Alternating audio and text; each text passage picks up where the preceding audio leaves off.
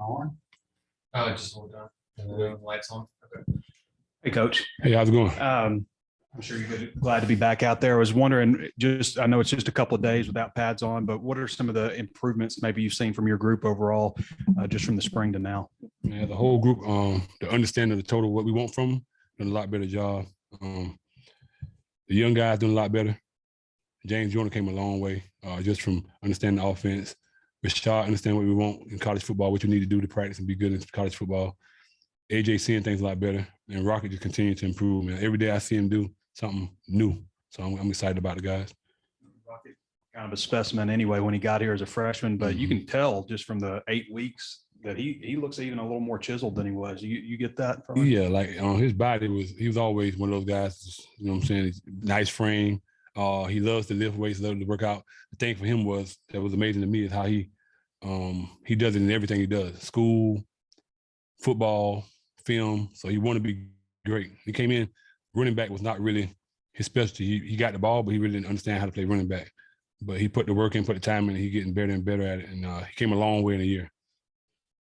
How far more advanced is he, Coach, now than when he was at this time last year as a running back? He came as far as I've ever seen somebody come at a position that they didn't really play. He's calling out protections now. He know when he makes a mistake. He can tell me when he made a mistake. So that's really important. If a guy can do something and tell you when he made a mistake, that when you tell they really understand what you want from him. He's a sophomore, a true sophomore dad. Is he someone that can be like one of the leaders on the offense, you think? Definitely. He's that type of kid. He's a natural leader. He's going to do what he's supposed to do all the time. He's one of those guys I always say, if 100 people doing something wrong, he ain't going to do it. If one person doing something right, he's going to be the one doing it. So he's one of those guys going to do right regardless of who else is doing wrong. Along those same lines with AJ, since he kind of got here late last offseason, can you feel that he's more comfortable in the offense, everything having gone through spring and having a full season under his belt? Definitely, because last year when he got here, he ended up getting a head injury, had a concussion or whatever, so we could never get him going. Matter of fact, his first contact was against Texas. He had a touchdown in that game. That's his first game really getting hit, because in the summertime, he didn't even scrimmage not one time. And he didn't play against the first team then. His first contact was against Texas. So, now we got a chance to really hone in on what he needs to work on. I think he's going to be a lot better. Jimmy, I'm curious what it's been like for you being around Jayden Hazelwood again. Just kind of what kind of character is he, and what's it been like to see him develop? You see the smile, huh? That's my guy, man. I love being around him. I know what he want to do. I know his goals. I think that if he continue to work, he can reach some of the things he want to do. And he's just a hard worker, man. He came in, put his head down. I like what I see in him. And, we got good guys on our team. So they're going to hold you accountable, make sure you do what you're supposed to do. But if you're doing what you're supposed to do, you're going to be a part of the family. Jimmy, we see you joking around a lot, but you can get serious. How would you just maybe describe what your coaching style is to the guys? Man, my big thing is to get to know the guys, get to know where they make everybody go. And once you build a relationship with them, you can talk to them about anything. And they know what you want from them. And you give expectations. And because I'm smiling, that don't mean I don't expect what I want from you. If I say I want 15 yards after the first contact, I can smile at you and say it, but I still want 15 yards after the first contact. Because if not, after practice, I'm going to be smiling and give you some extra. So you had 3 backs with 500 plus yards last year, and then KJ. How would you, in your ideal world, how would you like to see carries and yardage stacked up by the group? The funny thing about it is what you try to do is get the best out of every guy, and you go from there.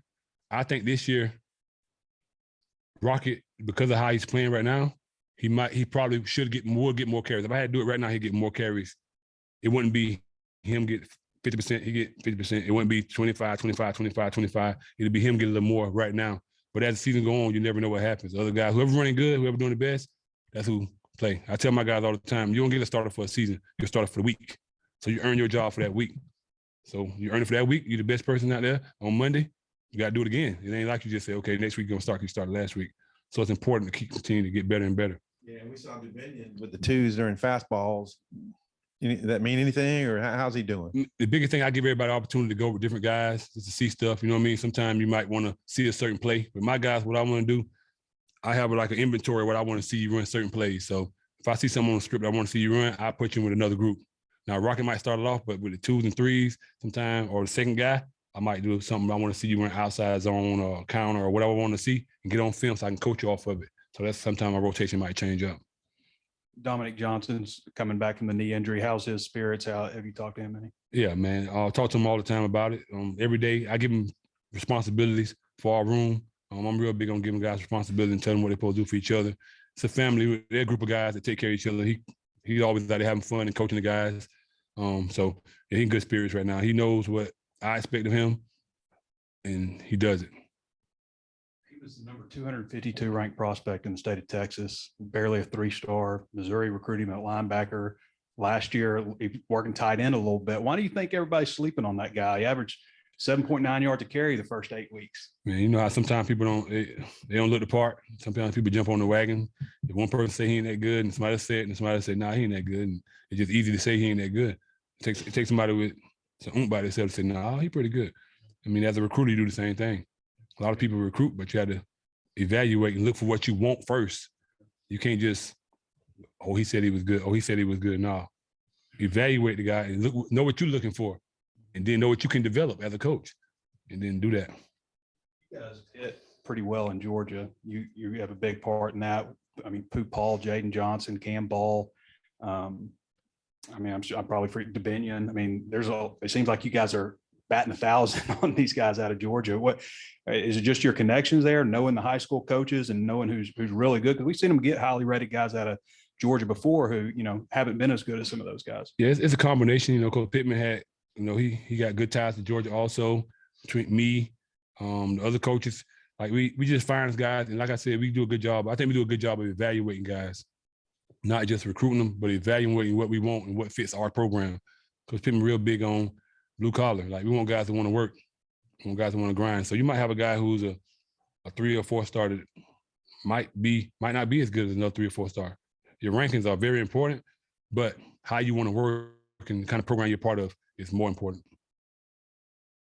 Coach, last year you've got everybody back except Traylon Smith, but this year's team you've got a chance to have once again to get them back next year too. So, how do you feel about having a team like your running back room? You've got a chance to have these guys, a lot of them for 3 straight seasons. How big is that? It's a good feeling to have you guys, to know that you got time to get him to his best. I tell my guys all the time, don't be good, be great. So they striving to be great. So the longer you got them to play, the longer they can play, the better they're gonna get. It cuts down to you're not having to reteach a lot of stuff, because a lot of these guys, like I said, 3rd year in the program, 2nd year in the program, they retain a lot of retention there. Stuff. It makes it easier because what happens is at the beginning you're teaching what to do, and then you can teach how to do it. And once you get how to do it, you can teach small details of it. And the better they get, the more they know when you come out there, the easier to teach the next level of it. You can get higher and higher levels of what you want. You can go to the smallest detail and the guys can get it, because now you ain't teaching what to do no more. It's like everybody knows what to do. So film sessions are totally different now. Instead of watching film on strips and learning what to do, it's like you're going into details. You're watching plays on like, okay, you didn't get your hand on the inside pick. You had your eyes in the wrong place. It's more detail. So now when the game starts, you're so relaxed as a coach. No matter what they throw at you, like, okay, we're going to be all right. Last year, I'm trying to figure out, like, I hope they don't do this because I don't know if you know that well. You know what I mean? Because he's learning it. Now it's like, okay, it don't matter. We're going to be ready for it. They're going to be all right. Coach, I noticed Dominique is listed at 247 on the roster. Is that what y'all were hoping from him this year? And do you kind of see that maybe indicative of maybe his role for this coming season? No, every guy has a goal, a weight goal in mind. What'll happen with him, as soon as he can start running around, he'll go down to 240. I'll say 235, but I'm gonna give you 5-6 pounds in range. If you get down to 230, I say don't get no lower. Get down to 235 to be perfect. 240, okay, don't get no higher. So 7 pounds to me, about 235, 240 is about the max for him. And I think he'll feel good at that weight. I can get a max out of him. And back to Hazelwood, what was it like getting to recruit him out of the portal and having coached him in high school and everything? It's a beautiful thing, man. Like it worked out well. Like he's just one of those guys that just fit the situation that happened there. He just worked at the perfect time. With us losing the guy we lost, losing Traylon, it worked out good, and I'm just happy he's here. And I look forward to him just getting better and better than us, being a part of the team. Jimmy said he gave responsibilities to Dominic. I guess maybe it's kind of an assistant to the assistant. What sort of stuff do you have him doing? Simple things like, okay, in the morning time, we got to be here. Let's say we start at 6:30. I say at 6:15, you need to make sure everybody here. You shoot me a text, say everybody's in the building, coach. Before we go out with tape, everybody got to be tape. He got to check everything, make sure everybody take. Small things to make sure in the room, he might have to do the signals for the plays. So you won't lose that. I might even let him get on the board or something, show somebody something. So small things like that to give him responsibility, make him be a part of it, and keep him fresh at the same time is really important because you don't want him to come back. Because when he comes back, you want him to be back. You don't want him to come back and you got to teach him everything and restart. That ain't what you want. You want him to come back and be back, especially once he get there physically. And then obviously, I know you want him back as soon as you can get him. Sam said he might miss the opener. How do you, as good as he is, you still have a lot of good backs. So how do you feel about the depth, if he has to be out a little while longer? I feel good about it. Dominic is special. So, of course, you want him out there.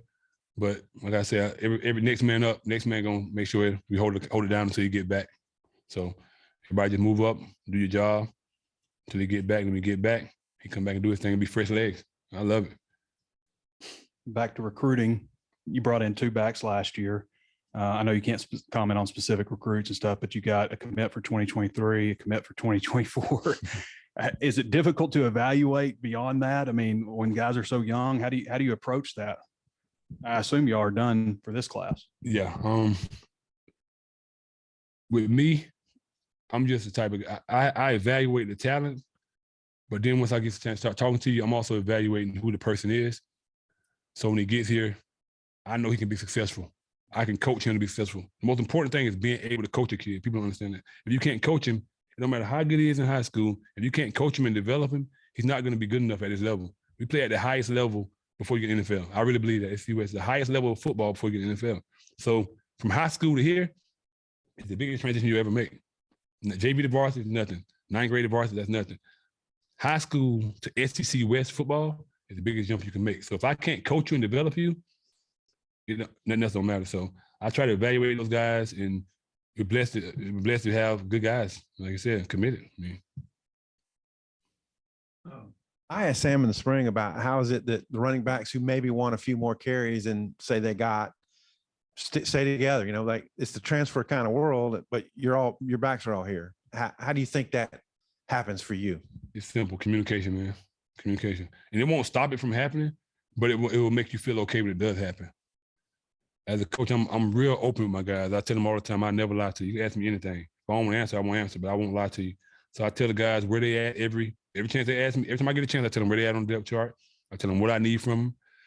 If I think you ain't good enough to play in the room, I'll tell you right now you're not good enough to play in the room. If you need me to help you go somewhere else, I'll help you. Whatever you need. So I'm gonna be honest with the guys.